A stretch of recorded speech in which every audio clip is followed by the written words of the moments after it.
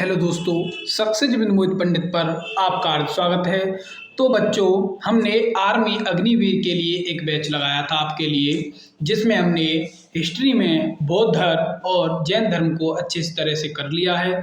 तो बच्चों, आज मैं एक छोटा सा टॉपिक महाजनपद काल से लेके आया हूँ, जो आपको आपकी परीक्षा में बहुत ही हेल्प करेगा। बच्चों, मेरा ये दावा है कि मेरे क्वेश्चन में से कराए हुए प्रश्नों से कोई भी क्वेश्चन बाहर नहीं जाएगा आपका पेपर में। ठीक है बच्चों, तो 16 अप्रैल तक मेरे साथ अच्छे से बने रहिए ताकि आपका कुछ भला हो सके। ठीक है बच्चों, तो ऐसे ही हमारी स्क्रीन पर एक प्रश्न आ रहा है कि महाजनपद काल का उल्लेख किसमें है। तो बच्चों, महाजनपद काल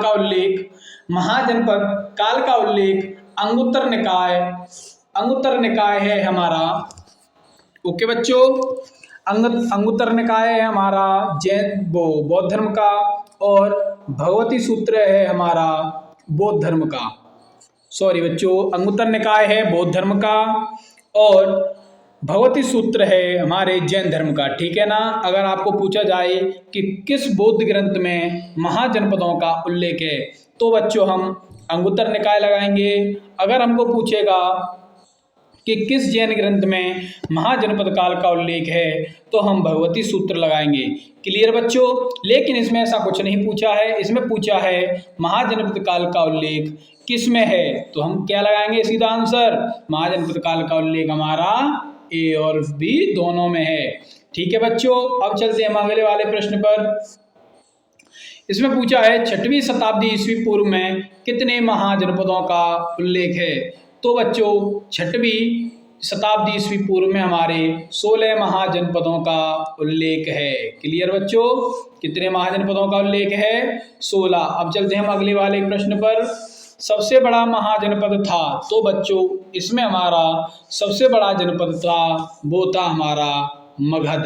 क्या था, मगध। क्लियर आंसर बच्चों अच्छी तरह से आप पढ़ते रहिए, भरोसा मानिए इससे बाहर नहीं जाएगा।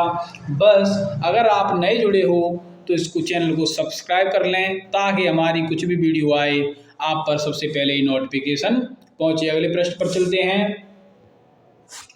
एकमात्र महाजनपद जो दक्षिण भारत में था। तो बच्चों, एकमात्र ऐसा ही महाजनपद था जो हमारे दक्षिण भारत में था, और उसका नाम था अस्मक।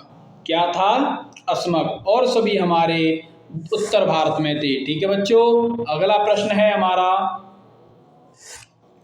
इसमें पूछा गया है बच्चों,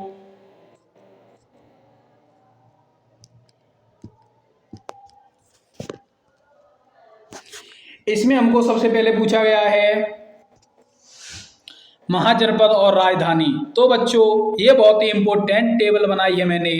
मगध की राजधानी, ये जनपद हैं हमारे, इस तरफ जनपद हैं और इस तरफ हमारी राजधानियां हैं। ठीक है बच्चों, जनपद और राजधानी। अगर आपसे पूछ ली जाती है कि मगध महाजनपद की राजधानी क्या थी, तो बच्चों मगध महाजनपद की राजधानी राजगृह थी।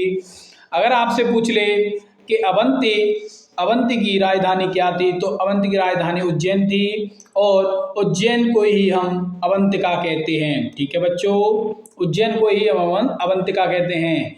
बज्जी महाजनपद की राजधानी वैशाली, कौशल की राजधानी श्रावस्ती, और काशी हमारी वाराणसी की राजधानी वाराणसी थी, और अंग की थी चंपा, और मत्स्य विराटनगर, जिसमें हमारे अर्जुन एक अज्ञातवास में रहा करते थे। ठीक है, और सूरसेन की राजधानी है हमारी वृंदावन ब्रजभूमि।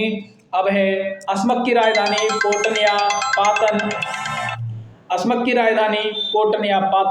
कन्नौज की राजधानी राजपुर या हाटक, और गांधार की राजधानी तक्षशिला। ओके बच्चों, ये कुछ इंपॉर्टेंट क्वेश्चन है, इसके फटाफट नोट कर लीजिए और साथ ही साथ रिवाइज भी कर लिए। अब मिलते हैं हम थोड़ी देर बाद अपनी मैथ की क्लास के साथ। ओके बच्चे, तब के लिए tata bye bye, take care.